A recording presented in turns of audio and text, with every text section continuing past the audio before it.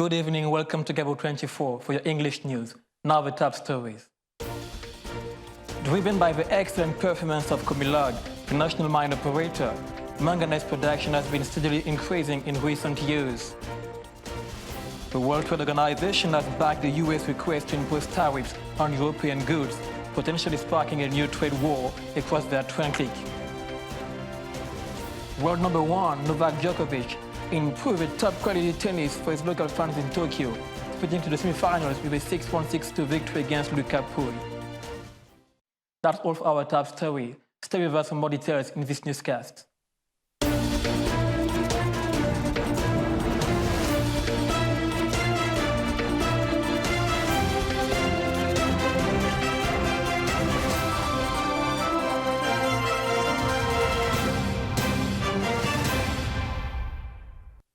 Cameroonian government issued a resolution to grant the English-speaking regions special status. Here is a declaration of Prime Minister Diane Gouté at the end of the Kazan National Dialogue. The stakes, as you all know, are extremely high.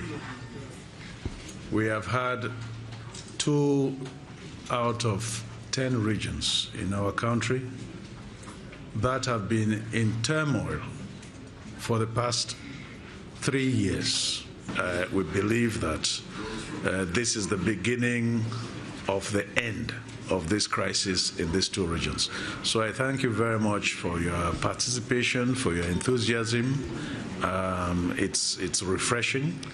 And I want to urge you, people of the press, that what you have seen these past 5 days, you have been witnesses to how this was done, to the instructions of the head of state, and to the fact that all Cameroonians came here and spoke out their minds. And the result is really the result of Cameroonians.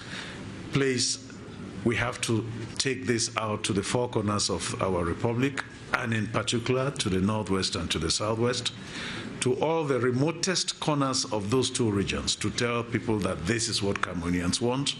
Cameroonians want a united country. They want a decentralized country. They have spoken out, and that is the will of the people. Anybody else who says from anywhere on this globe that Cameroonians from those 2 regions want anything else has been denounced categorically and roundly as far as this dialogue is concerned, because what they are saying does not reflect the truth. The truth has been seen over the past 5 days from what Cameroonians from the northwest and southwest have spoken. So the people have spoken, the world has heard, and we need to take cognizance of that and start doing what is right to do to get these young, misguided children out of the bushes and back into normal lives. Thank you very much. Driven by the excellent performance of the Comilog, national mine operator, manganese production has been steadily increasing in recent years in Gabon. Let's follow this report. Driven by the excellent performance of the Comilog, manganese production has been steadily increasing in recent years. As enlightened in the economic scoreboard, the economy grew by an average of 23% between 2016 and 2018. Boosted by the historic level reached by global carbon steel production, its main outlet reaching 1.8 million tons in 2018, manganese production increased from 3.5 million tons in 2016 to 4.9 million tons in 2017 and to stabilize at 5.3 million tons in 2018. Export also rose sharply from 3.4 million tons in 2016 to 5 million tons in 2018, as well as the sector's turnover, which doubled in 3 years from 360 to 770 billion CFA over the same period. With increasing forecast, these numbers are expected to increase further in the coming years. Boris Johnson in England sent his latest Brexit plane to Brussels. This is a new turn in the saga between Britain and the European Union. More in this report. The British Prime Minister said he wanted a looser free trade deal than the one favored by his predecessor, Theresa May, and in these circumstances, the proposed backstop is a bridge to nowhere.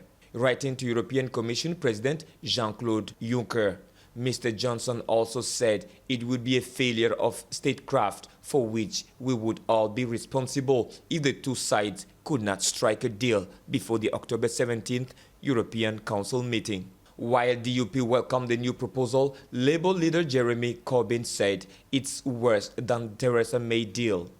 I can't say it getting the support that he thinks it will get. Boris Johnson laid the board for a dramatic Brexit endgame tonight after he tabled a final offer and 5-point plan to scrap the backstop with Brussels, and then dramatically moved to suspend Parliament again.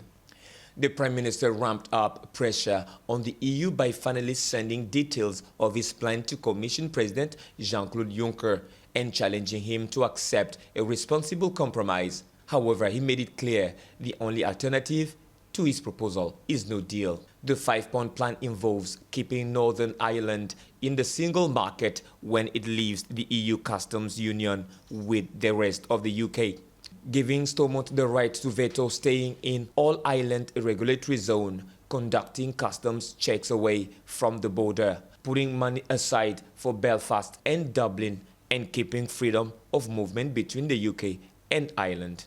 The MP's proposals for the island of Ireland would effectively create a border in the Irish Sea whereby goods coming into Northern Ireland from Britain are checked and sent back if they do not comply with EU standards. The World Trade Organization has backed the US request to impose tariffs on European goods, potentially sparking a new trade war across the Atlantic. We follow Thibault Tongondès. The World Trade Organization on Wednesday said that the United States may impose countermeasures on European Union's goods and services up to a value of almost $7.5 million annually. As a result of the EU's failure to comply with the World Trade Organization's ruling regarding government subsidies for the aircraft manufacturer Airbus. However, EU responded that any punitive measure taken by the US would be short-sighted, counterproductive.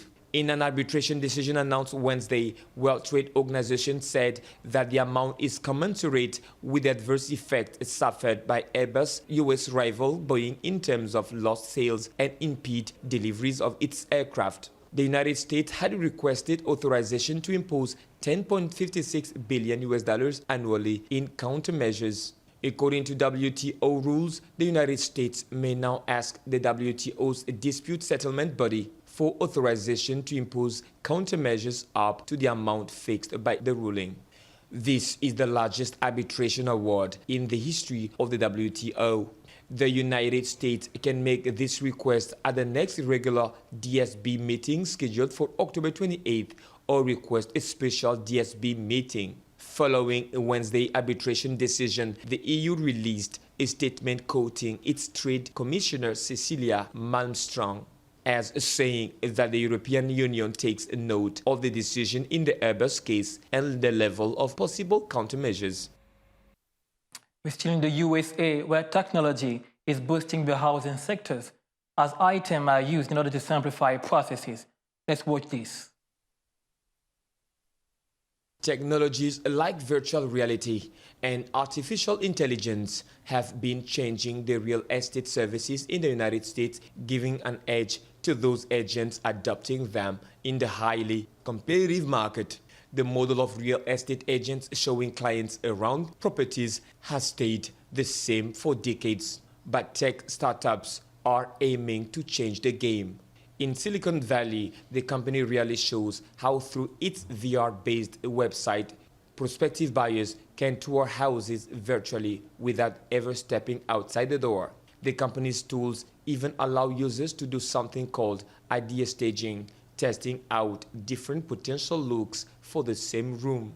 But perhaps most importantly, instead of taking a 3% agent commission on the sale of a house, Really says it gives most of the money back to the buyers, often saving them tens of thousands of dollars. Real estate transaction entire cost, which is including the mortgage and escrow and everything around that, it's over 10% of the price of the home.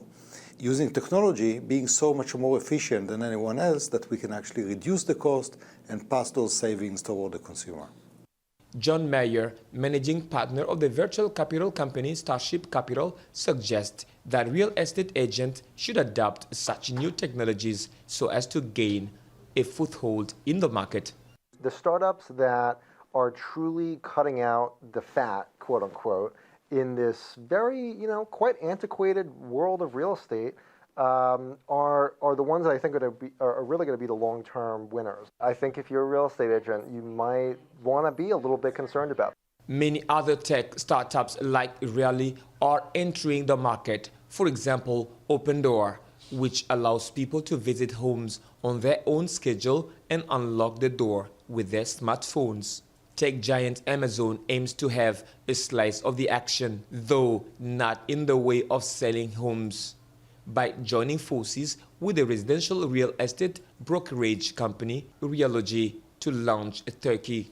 Tech giant Amazon aims to have a slice of the action, though not in the way of selling homes, by joining forces with the residential real estate brokerage company Realogy to launch Turnkey, a service that helps customers find appropriate real estate agents. Each listing becomes a smart home, right? You now have a record of all the high-value homes. You have a record of the transaction history. You're starting to be able to collate that data and analytics and insight. So is Amazon going to be selling homes? No.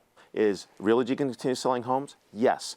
But will Amazon know what markets are like for each of those homes and be able to enable more people to use their services? Yes. According to Haller, roughly 10% of its company's customers have bought homes without ever setting foot on the property. In France, a man randomly attacked with a knife many people in a police precinct in Paris, killing 4. This report from Thibault Tungo tells us more.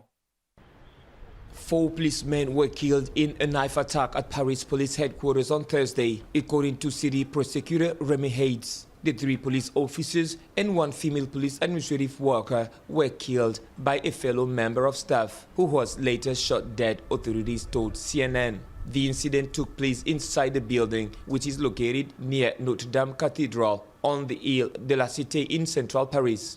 1 victim is undergoing surgery, said French Interior Minister Christophe Castaner. He did not elaborate on the victim's condition or injuries. The wife of the attacker, who killed 4 of his colleagues at the Paris police headquarters Thursday, has been taken into custody, according to a source inside the Paris prosecutor's office. The 45-year-old man, a long-time administrative employee, was shot dead during his stabbing rampage. His motive is still unknown. French President Emmanuel Macron, along with his Interior Minister and Deputy Interior Minister, got to the scene. Paris Mayor Anne Hidalgo has shared her condolences, saying the city council would pay tribute to the victims. We're moving in sports in Gabon, where Patrice Neveu, Gabon's national team coach, revealed his list of 23 players. More in this report. The coach of the Gabonese national football team, Patrice Neveu, delivered this list of the 23 internationals that will challenge Burkina Faso and Morocco in the coming days. Confirmation, but also surprises, in the first list communicated by Neveu, while Gabon must face in October 10th and 15th the Stallions of Bertrand Traoré and the Lions of the Atlas. If Pierre-Emerick Aubameyang, Mauro Lemina, although wounded, Lloyd Paloun, Denis Bouanga, or even Bruno Ekolemanga are amongst the team, the new coach of the Gabonese Panthers decided to do without the services of one of the leaders, goalkeeper Didier Vonebang. I shared a list of the 23 selected players, plus 1 player on the waiting list. Didier Ovono has the desire to bounce back in a club. He does not want to end his international career. He's had contract with the club, but nothing official. I told him yesterday, with the respect he deserves, that he will not be selected. So we hope to have him back when he's in the club, training and competing, because he gave a lot to our national team. Disciplinary measures were also evoked by the coach, stating clearly his view on the direction he intends to take with the group. There are high expectations from the Gabonese supporters upon the French coach and his staff, as they are preparing for these 2 matches that will set the tone before the anticipated match with the Democratic Republic of Congo in the qualifiers of the African Cup of Nations 2021. In Tokyo, Japan, where Novak Djokovic was astonishing for his first match of Japan Open. Let's see this report.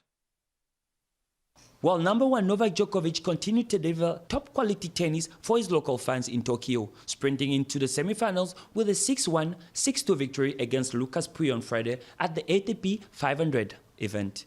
Djokovic added to the earlier season hard-court wins over the Frenchman at the Australian Open in Cincinnati, winning all 7 of the sets they've played.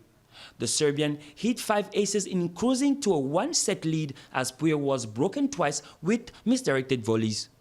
Pouille's nervy play continued when his first double fault of the match handed Djokovic a break to start the second set.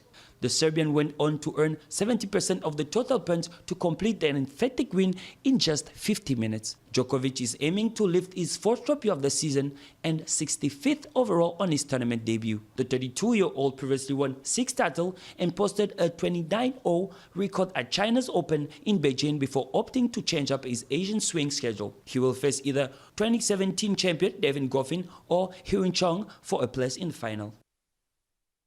That's all for our newscast of the day. Let's back to the top stories. Dream of the excellent performance of Comilog, the national mine operator. Manganese production has been steadily increasing in recent years. The World Trade Organization has backed the US request to impose tariffs on European goods, potentially sparking a new trade war across the Atlantic. Novak Djokovic continued to deliver top-quality tennis for his local Francis Tokyo, beating 6-1, 6-2 Lucas Pouille victory on Friday. We have reached the end of our newscast. You can follow us on our social networks right now on your screen. Stay tuned to G24 for further news. Thank you.